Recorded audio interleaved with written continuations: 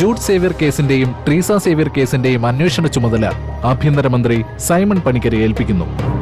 SP Jayachandran Sriram അന്വേഷിച്ചു വെച്ച കേസിന്റെ എല്ലാ ഫയലുകളും സൈമണിന് കൈമാറുന്നു.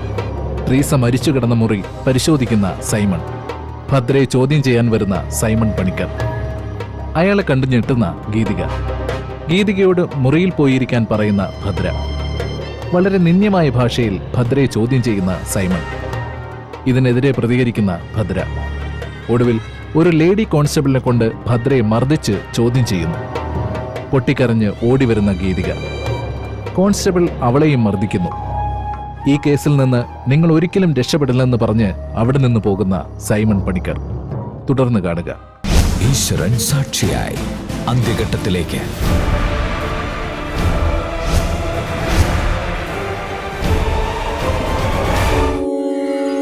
ഈശ്വരൻ സാക്ഷിയായി ഇനി 17 എപ്പിസോഡുകൾ മാത്രം. വേണ്ടമ്മേ, ഇനി വേണ്ട, ഇനി വേണ്ട. ഇതുവരെ ആരും നമ്മുടെ ദൈവത്തെ കൈവച്ചിട്ടില്ലായിരുന്നു. ഇപ്പൊ അതുമായി. സാരമില്ല മോളെ, എനിക്കൊന്നൊന്നില്ല. മോള് സങ്കടപ്പെടണ്ട.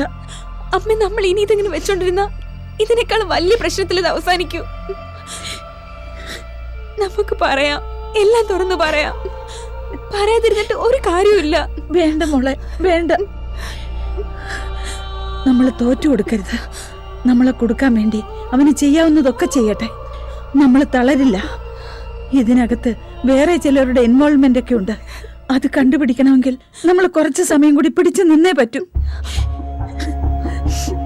ഇത്രയും നാളും എല്ലാം സഹിച്ചു നിന്നതിന് ഫലം വേണ്ടേ? നമ്മളുടെ ഇപ്പോഴത്തെ ഒരു വാക്ക് ചിലപ്പോ എല്ലാം നമുക്ക് നഷ്ടപ്പെടുത്തിയേക്കും.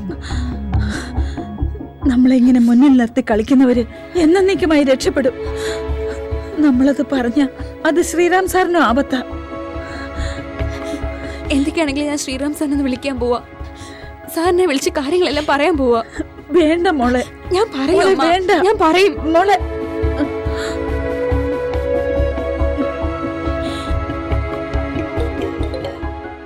Hello Sriram sir.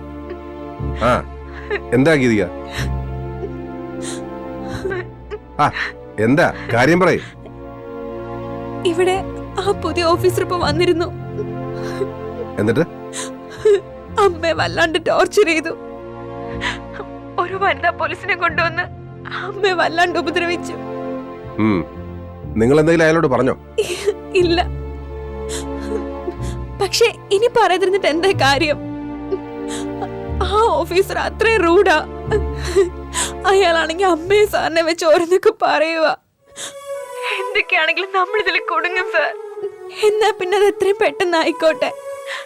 കൂടുതലായിട്ടൊന്നും അനുഭവിക്കാൻ വയ്യ എനിക്ക്. മോളെ ഇങ്ങതാ, ഞാൻ സംസാരിക്കാം. ഇങ്ങതാ മോളെ. ഹലോ ഹലോ സാർ ഇവളോട് കാര്യങ്ങൾ പറഞ്ഞ് മനസ്സിലാക്കണം.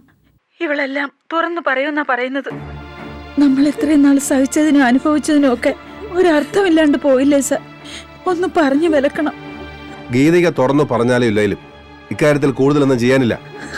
ഏത് നിമിഷവും ഗീതികയിലേക്ക് അന്വേഷണം വരാം. ഞാൻ മറച്ചു വച്ചിരിക്കുന്ന തെളിവുകളിലൂടെ ഗീതികയിൽ എത്താൻ അയാൾക്ക് അധികം സമയമൊന്നും വേണ്ട. പക്ഷേ നമുക്ക് എന്തെങ്കിലും ചെയ്തൂടെ? എന്ത് ചെയ്യാനാ? അന്വേഷിച്ച തെളിവുകൾ, കേസ് ഡയറി, ഇതൊന്നും എന്റെ കൈവശമില്ല. എന്നെയും കൂടി ഏത് നിമിഷവും ഈ കേസിൽ ട്രാപ്പ് ചെയ്യാൻ അവർ ശ്രമിച്ചുകൊണ്ടിരിക്കുന്നത്. നിങ്ങളെ ഭയപ്പെടുത്താൻ ശ്രമിച്ചതിനും കണ്ടുപിടിച്ച സത്യം മറച്ചു വെച്ചതിനും എനിക്ക് കിട്ടിയ പ്രതിഫലം എന്റെ ജോലി നഷ്ടമായതാ. എന്റെ യൂണിഫോമിനോട് ഞാൻ കാണിച്ചത് നീതികേടാ. ഞാൻ തെറ്റാ ചെയ്തത്. അതെനിക്കിപ്പോ മനസ്സിലായി. ഒരു പോലീസ് ഓഫീസർ നേരായ വഴിയിൽ കേസ് അന്വേഷിച്ചാൽ ആദ്യം തെളിവുകൾ ചെന്നെത്തുക ഗീതികയില. അതിനപ്പുറത്തെ സാധ്യത അന്വേഷിച്ച് പോകാനൊന്നും ആരും മെനക്കെടില്ല. ഒന്നാമത് എന്നെ ശത്രുവായി കാണുന്ന, എന്റെ ഫൈൻഡിങ്സ് തെറ്റാണെന്ന് പ്രൂവ് ചെയ്യാൻ ആഗ്രഹിക്കുന്ന ഒരു പോലീസ് ഓഫീസറെ കൊണ്ടാ അവർ ഈ കേസ് അന്വേഷിപ്പിക്കുന്നത്. എന്നോടുള്ള ശത്രുത അയാൾ നിങ്ങൾക്കെതിരെയും കാണിക്കും. പക്ഷേ സാർ, ഇത്രയും നാൾ പിടിച്ചു നിന്നിട്ട് തോൽവി സമ്മതിച്ച് എല്ലാം കാൽ കീഴിൽ കൊണ്ടുവയ്ക്കണമെന്നാണോ സാറ് പറയുന്നത്? പക്ഷെ ഇപ്പോഴത്തെ അവസ്ഥയിൽ അതിനപ്പുറം മറ്റൊരു ഓപ്ഷനെ കുറിച്ച് ആലോചിച്ചിട്ട് ഒരു പ്രയോജനവും ഇല്ല. ഇക്കാര്യത്തിൽ കൂടുതലായിട്ട് ഒരു ഉറപ്പ് എനിക്ക് തരാനില്ല. ഇത്ര നാളും അങ്ങനെ ഒരു ഉറപ്പ് തന്നതാ ഞാൻ ചെയ്ത തെറ്റ്. ആരുമില്ലാത്ത സമയത്ത് നിങ്ങളുടെ ഭർത്താവിനെങ്കിലും കൂടെ വിളിച്ചു നിർത്താൻ നോക്ക്. പിണക്കവും പരിഭവവും ഒക്കെ മാറ്റിവെച്ച് ഒന്നിച്ച് നിൽക്കാൻ നോക്ക്. അതാ നല്ലത്.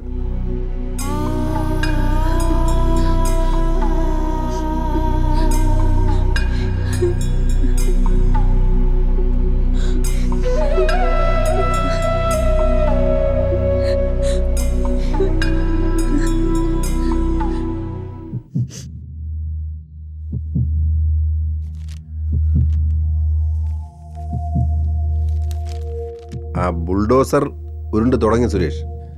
ഇന്നവൻ ഭദ്രയുടെ വീട്ടിൽ കയറി ഭദ്രയെ ക്വസ്റ്റ്യൻ ചെയ്തു. അവന്റെ ലക്ഷ്യം ഞാനാ. എന്നിലേക്ക് വരാൻ ഏത് വഴി പോകണമെന്ന് അവന് നന്നായിട്ട് അറിയാം.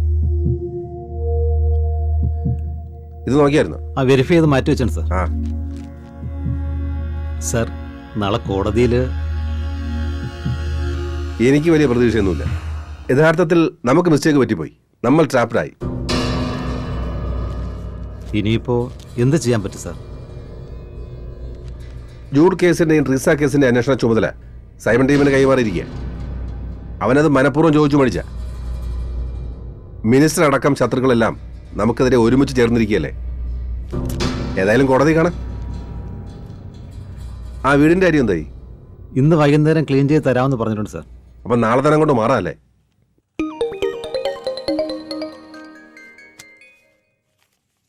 ആ നിഖിൽ. സർ, അപ്പുവിനെ പുതിയ ഓഫീസർ SP ഓഫീസിലേക്ക് വിളിപ്പിച്ചിരിക്കുക. അപ്പുനെയോ? ആരെ? ആ സൈമൺ സർ ഉടനെ ചെല്ലണമെന്നാ പറഞ്ഞേ. ഞാൻ കൂടി അപ്പുവിന്റെ കൂടെ പോവാം. ശരി നിഖിൽ, അവിടെ നിന്ന് വന്നിട്ട് വിളിക്കും. Okay sir. ഓക്കെ. സൈമൺ അപ്പുനെ ഓഫീസിലേക്ക് വിളിപ്പിച്ചിരിക്കുക. സാറിൻ്റെ സസ്പെക്ട് ലിസ്റ്റിൽ സാറ് കാണുന്ന പ്രധാനപ്പെട്ട ഒരു പേരല്ലേ അപ്പുൻ്റേത്? അപ്പോൾ അപ്പുവിനെ ക്വസ്റ്റ്യൻ ചെയ്താൽ? ഇല്ല സുരേഷ്, അപ്പുനെ വിളിച്ചതുകൊണ്ട് ഒരത്ഭുതം സംഭവിക്കില്ല. സത്യം മറയ്ക്കപ്പെടുമെന്നല്ലാതെ. ഒരിടത്ത് ഭദ്രയെ കണ്ടപ്പോൾ മറുവശത്ത് അപ്പുനെ, വാദിയെയും പ്രതിയെയും. രണ്ടറ്റവും കൂട്ടിക്കെട്ടി കാണാനാ അവന്റെ ശ്രമം. അതൊരു സാധാ പോലീസുകാരൻ പോകുന്ന വഴിയാ. ആ വഴി പോകാനേ അവൻ അറിയൂ. കോടതിയിലെത്തുന്നതിന് മുമ്പ് കറുപ്പും വെളുപ്പും വേർതിരിച്ച് ഫയൽ തീർപ്പാക്കാനുള്ള ശ്രമം അവന്റെ. അവൻ ശ്രമിക്കട്ടെ. ആ ഇതിന്റെ ഒരു കോപ്പി എടുത്ത് വെച്ചു. ശരി സാർ.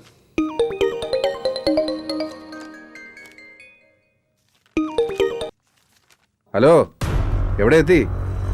ആ ഓക്കെ, ആയിക്കോട്ടെ.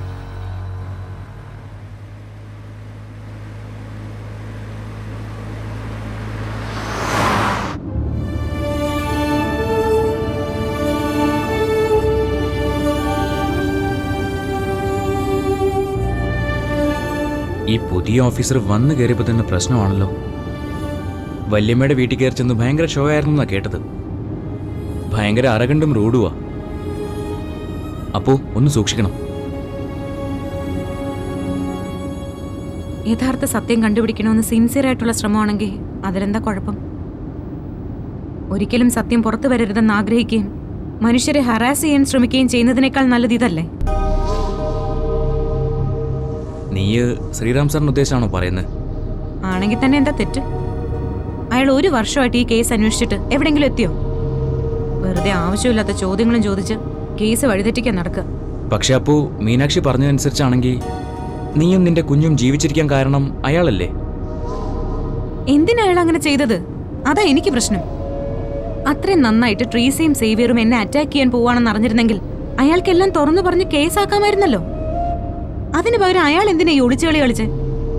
രഹസ്യമായിട്ടുള്ള ഓപ്പറേഷൻ അത്ര. എല്ലാത്തിനും സ്വയം ക്രെഡിറ്റ് അടിച്ചെടുക്കണമായിരുന്നു, അത്ര തന്നെ. അയാൾക്ക് വേറെ എന്തൊക്കെയോ ഉദ്ദേശം ഉണ്ടായിരുന്നു. അങ്ങനെ തന്നെയാ. ആരൊക്കെ എന്തൊക്കെ പറഞ്ഞാലും അയാളെ എനിക്ക് വിശ്വാസമില്ല. പക്ഷെ അതങ്ങനെയല്ല അപ്പോ. എനിക്കും ശ്രീറാമിന്റെ ഈ ആറ്റിറ്റ്യൂഡ് ആദ്യം പ്രശ്നമായിരുന്നു. പക്ഷെ കാര്യങ്ങൾ അറിഞ്ഞപ്പോൾ അയാളുടെ ജെന്യൂനിറ്റിയിൽ എനിക്ക് വിശ്വാസമുണ്ട്. അയാളായിരുന്നു ശരിക്കും സത്യത്തിന്റെ കൂടെ നിന്നത്. അതുകൊണ്ട് അയാളെ ഈ കേസിൽ എല്ലാവരും കൊണ്ടുവന്ന് ട്രാപ്പ് ചെയ്യായിരുന്നു. എനിക്ക് തോന്നുന്നില്ല. ട്രീസ തെറ്റ് ചെയ്തിട്ടുണ്ടെങ്കിൽ ട്രീസയെ നിയമത്തിന് മുൻപിൽ കൊണ്ടുവരണമായിരുന്നു. അതിന് പകരം അവരെ കസ്റ്റഡിയിലെടുത്ത് അയാളുടെ വൈരാഗ്യം മുഴുവൻ തീർത്തു. അപ്പോ നീ പറഞ്ഞു വരുന്നത് ട്രീസയെ? അതെ നിഖിലേട്ടാ, എനിക്കതിൽ ഒരു സംശയവും ഇല്ല. അത് അയാൾ തന്നെയാ. അയാൾക്ക് അത്രയും ദേഷ്യം ഉണ്ടായിരുന്നു ട്രീസയോട്.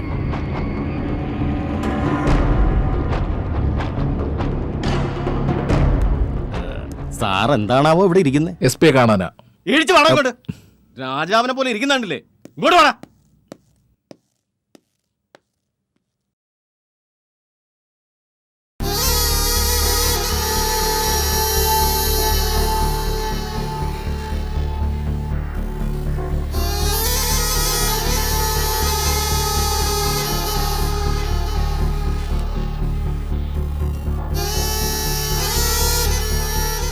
Sir, Simon sir. അങ്ങോട്ടിരുന്നോ. ആ.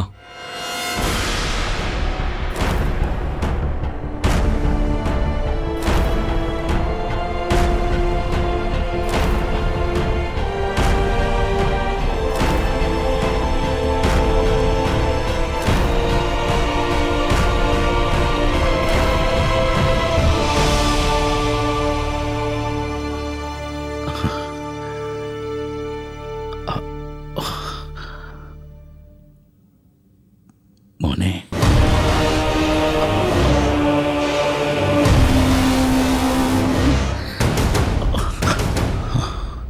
മോളെ.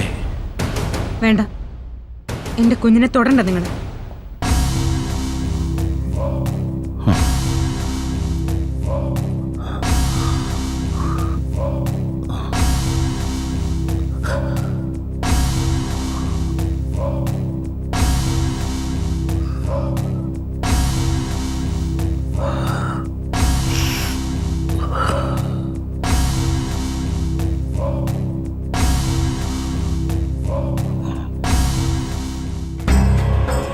മരിച്ചുപോയ ട്രീസയും പുറത്തിരിക്കുന്ന ഉപ്പാപ്പയും അവർക്കൊക്കെ ഇതിൽ പങ്കുണ്ട്.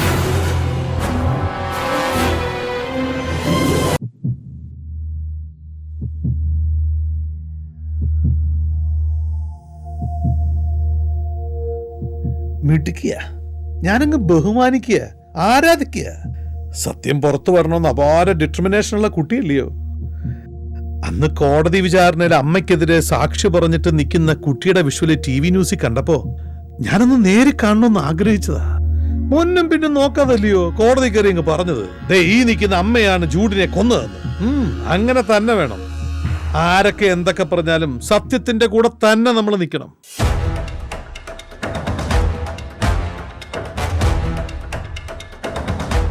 കുട്ടിക്ക് എന്നോട് ധൈര്യമായിട്ട് കാര്യങ്ങൾ പറയാം. ഭദ്ര മഹേന്ദ്രൻ അവര് ഒറ്റയ്ക്കാണോ? അങ്ങനെയാണോ കുട്ടി വിശ്വസിക്കുന്നത്? അവര് മാത്രം ആവില്ല സർ, വേറെ പലരും ഉണ്ട്. പലരും കൂടി ചേർന്നിട്ടാ, വേറെ പലരുടെയും സപ്പോർട്ടിൽ അവരിതൊക്കെ ചെയ്തത്. അത് ശരി. അതാരൊക്കെയാ? എനിക്കത് അറിയില്ല. ഈ കേസ് അന്വേഷിച്ചിരുന്ന ആ ഓഫീസറെ എനിക്ക് സംശയം. ശ്രീരാമനെയോ? ആ അതെ. ഏയ്, ശ്രീരാമനെ എന്തിനാ സംശയം? അയാൾ ഈ കേസ് വഴിതെറ്റിച്ചോണ്ടിരിക്കുകയായിരുന്നു സർ. തെളിവുകളും സാക്ഷിയൊക്കെ ഉണ്ടായിട്ടും അയാൾ ഈ കേസ് വലിച്ചു നീട്ടിക്കൊണ്ട് പോവായിരുന്നു.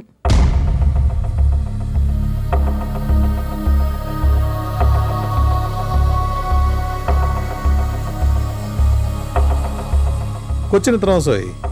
2 മാസം കഴിഞ്ഞു. ആണോ പെണ്ണോ? ആൺകുട്ടി. അത് പോട്ടെ. പിന്നെ ആരെയൊക്കെയാ സംശയം? മരിച്ചുപോയ ട്രീസയും പുറത്തിരിക്കുന്ന ഉപ്പാപ്പയും അവർക്കൊക്കെ ഇതിൽ പങ്കുണ്ട്. ട്രീസയ്ക്കോ ഉപ്പാപ്പയ്ക്കോ? അതെന്താ അങ്ങനെ തോന്നാ? അവരല്ലേ കേസിലെ വാദികള്. ട്രീസയുടെ അനിയനല്ലേ ജൂഡ്, സേവിച്ചന്റെ ചേട്ടന്റെ മോൻ. അത് ജൂഡിന് കിട്ടാനുള്ള സ്വത്ത് സ്വന്തമാക്കാൻ വേണ്ടിട്ടാ. എനിക്കതൊന്നും വിശ്വാസമില്ലായിരുന്നു സർ. പക്ഷെ ഞാൻ കേട്ടതാ, എന്റെ ഈ ചെവി കൊണ്ട് കേട്ടതാ. എന്ത്? എന്റെ കുഞ്ഞിനെ ഇവരൊക്കെ ചേർന്ന് കൊല്ലാൻ നോക്കിയത്. ഭാഗ്യം കൊണ്ട് എന്റെ കുഞ്ഞിനെ കൊല്ലാൻ നോക്കുക, ഇതൊരു വലിയ ചാർജ് കേട്ടോ. എന്റെ ജൂഡ് അവനെ കുറിച്ച് ഇല്ലാത്ത കഥകളൊക്കെ ഉണ്ടാക്കി പറഞ്ഞ് അതിന്റെയൊക്കെ പിന്നിൽ ഇവരൊക്കെയാ. അതിലെന്റെ അമ്മയും ആ DYSPയും ഈ സേവിയറും എല്ലാവരും ഉണ്ട്.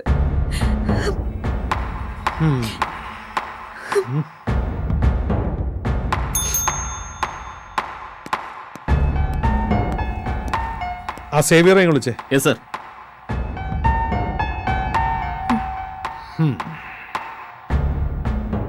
അപ്പോ സേവിയർ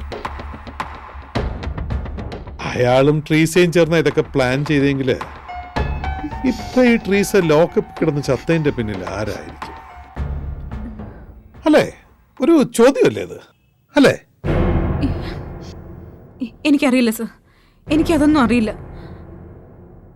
ഞാൻ ഈ പറഞ്ഞവർക്കൊക്കെ ഈ കേസിൽ ഇൻവോൾവ്മെന്റ് ഉണ്ട്, അതെനിക്ക് ഉറപ്പാ. പക്ഷെ അതെങ്ങനെയാണെന്നൊന്നും അതെനിക്കറിയില്ല.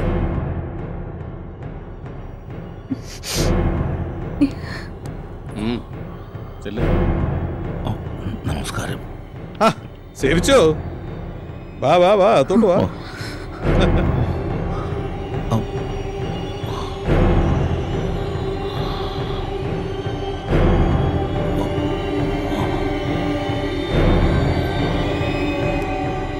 എന്താന്ന് വെച്ചാല് ഈ ഒരു അരവിന്ദ് നായർ പഴയ ഒരു ഫ്രണ്ട് അല്ലയോ? അപർണയ്ക്കും അരവിന്ദനും ഒക്കെ ഈ ജൂഡ് മർഡർ കേസിൽ എവിടേക്കോ ലിങ്ക് ഉണ്ടെന്ന ശ്രീറാമിന്റെ സാഹിത്യം. നമസ്കാരം.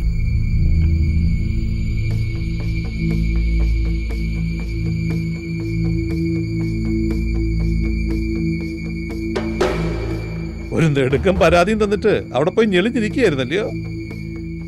ഇപ്പൊ ഇവിടെ കൊച്ചു പറഞ്ഞതൊക്കെ കേട്ടോ? എന്താ സാറേ, എന്താ കാര്യം? നിങ്ങളാണോ ഇവരുടെ കൊച്ചിനെ കൊല്ലാൻ പ്ലാൻ ചെയ്തത്? നിങ്ങൾ ആളൊരു വലിയ കൊട്ടേഷൻ ആണെന്നൊക്കെയാണല്ലോ ഇവര് പറയുന്നത്. സാറേ, എന്തൊക്കെയായി പറയുന്നേ? എന്റെ പൊടിമോന്റെ കുഞ്ഞല്ലേ. പക്ഷെ ഇവരുടെ ചെവി കേട്ടു എന്ന് പറഞ്ഞ കാര്യങ്ങളൊക്കെ പറയുന്നത്. മോളെ, അരുതാത്തൊന്നും പറയല്ലേ. ഞാൻ കേട്ടു. നിങ്ങൾ എന്റെ കുഞ്ഞിന്റെ ജീവൻ എടുക്കുമെന്ന് ആ ഡോക്ടറോട് വിളിച്ചു പറയുന്നത് ഞാൻ എന്റെ ചെവി കൊണ്ട് കേട്ടതാ. നിങ്ങളുടെ മോക്കും അത് തന്നെയായിരുന്നു ലക്ഷ്യം. എന്നെ കൂടെ കൊണ്ടു നടന്ന് ചതിച്ചത് എന്തിനാണെന്ന് എനിക്ക് അവരുടെ മുഖത്ത് നോക്കി ചോദിക്കണമെന്നുണ്ടായിരുന്നു. അതിനു മുൻപ് പോയില്ലേ? ട്രീസയെ പറ്റി പറയുന്നതൊക്കെ എന്താണെന്ന് എനിക്കറിയില്ല. ഒന്ന് ചോദിക്കാനാണെങ്കിൽ അവളങ്ങ് പോവുകയും ചെയ്തില്ലേ. എന്തോ തെറ്റിദ്ധാരണയുടെ പുറത്താ മോളി പറയുന്നേ. ഒരു തെറ്റിദ്ധാരണയില്ല. നിങ്ങളുടെ ആ പ്ലാൻ മുഴുവൻ പൊളിച്ചത് മീനാക്ഷിയല്ലേ?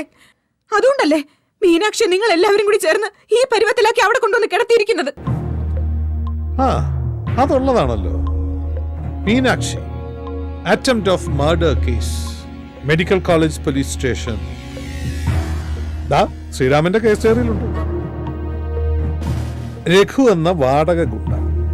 അപ്പൊ അതാണ് സംഗതിയല്ലേ? ശ്രീരാമൻ എഴുതിക്കൂട്ടിയിലൊക്കെ കാര്യമില്ലാതില്ല. സാറേ, അയാൾ എൻ്റെ മോളോടുള്ള വൈരാഗ്യം വെച്ച് ഉണ്ടാക്കിയെടുത്തൊരു കള്ളക്കേസാ. ആ മെമ്മന്റെ അടക്കം എല്ലാ അതിനു വേണ്ടി അയാൾ എൻ്റെ വീട്ടിൽ കൊണ്ടുവച്ചതാ. എന്റെ കൊച്ചിനെ തീർക്കാൻ വേണ്ടി അയാളും മനഃപൂർവ്വം ഉണ്ടാക്കിയതാ. സാർ അത് വിശ്വസിക്കരുത്, വിശ്വസിക്കരുത് സാർ. ഞങ്ങളെ കുരുക്കുക എന്നുള്ളതാ അയാളുടെ ലക്ഷ്യം. അതെന്തോ ആയിക്കോട്ടെ, അതൊക്കെ ഞങ്ങൾ പതുക്കെ അന്വേഷിച്ച് കണ്ടുപിടിച്ചോളാം. ഇപ്പോ അപർണ ഒരു കാര്യം ചെയ്യാം. അപർണയുടെ മനസ്സിലുള്ള സംശയങ്ങളും പരാതികളും ഒക്കെ ഒരു വെള്ള കടലാസിൽ എഴുതി ഒപ്പിട്ട് പുറത്തു കൊടുത്തിട്ട് പോകും. അതിലെല്ലാം ഉണ്ടാവണം ഈ കേസിനെ പറ്റി അപർണയുടെ മനസ്സിൽ എന്തൊക്കെ ഉണ്ടോ അതെല്ലാം. പറഞ്ഞ മനസ്സിലായോ? ശരി സർ. ശരി. ഓക്കെ. ആ അല്ലല്ല, ഒന്ന് നിന്നേ. ഇരിക്കെ. എന്താന്ന് വെച്ചാല് ഈ ഒരു അരവിന്ദ് നായർ പഴയ ഒരു ഫ്രണ്ട് അല്ലയോ? അല്ലേ? ഇപ്പോഴും ഫ്രണ്ട്സാണ്? പ്രശ്നമൊന്നുമില്ല. ഈ മരിച്ചുപോയ ജൂഡുമായിട്ട് എങ്ങനെയായിരുന്നു ഈ അരവിന്ദ് നായർ? ജൂഡുമായിട്ടും പ്രശ്നമൊന്നുമില്ലായിരുന്നു. ആ, എന്നാ ഇവൻ നിങ്ങളുടെ വലിയ ശത്രുവായിരുന്നെന്നും നിങ്ങൾക്കെതിരെ മൊഴി തന്നൊക്കെയാ ശ്രീറാം ഈ കേസ് ഡയറിയിൽ എഴുതി പിടിപ്പിച്ചിരിക്കുന്നത്. സേവിച്ചനറിയാവോ അരവിന്ദ് നായര്? ഇല്ല. അപർണയ്ക്കും അരവിന്ദനും ഒക്കെ ഈ ജൂഡ് മർഡർ കേസിൽ എവിടേക്കോ ലിങ്ക് ഉണ്ടെന്ന ശ്രീറാമിന്റെ സാഹിത്യം. സർ, ഇതൊക്കെ ശ്രീറാം സർ ഉണ്ടാക്കിയെടുത്ത കാര്യങ്ങളാ. എനിക്കറിയാന്നേ, ഈ കാടടച്ച് വെടിവെക്കുന്നത് പണ്ടേ ശ്രീരാമന്റെ ഒരു ശീലമാ. അതുകൊണ്ടാണല്ലോ ഈ കന്യാകുമാരിയും പോലീസ് റെയ്ഡും ഒക്കെ ഈ കേസിനിടയിൽ കയറി വന്നത്.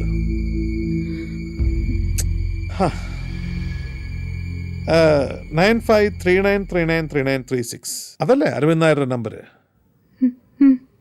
ഇപ്പൊ വിളിക്കാറുണ്ടോ? ഇന്ന് രാവിലെ വിളിച്ചില്ലേ?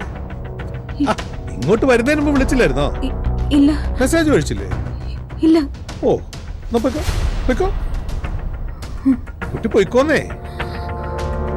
ഐ, പൊക്കോന്നേ, എന്തിനാ ടെൻഷൻ? പൊക്കോ, സേവിച്ചോ. പാവം കൊച്ചു, തന്തയും ഇല്ല തള്ളയും ഇല്ല ഭർത്താവും ഇല്ല. കഷ്ടമാ എന്റെ കാര്യം. അതെന്റെ പൊടിമോന്റെ കുഞ്ഞാ.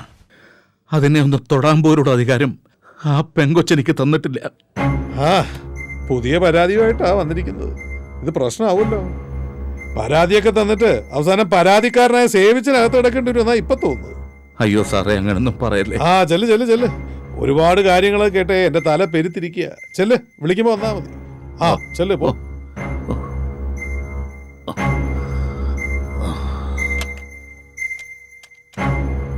ഹലോ.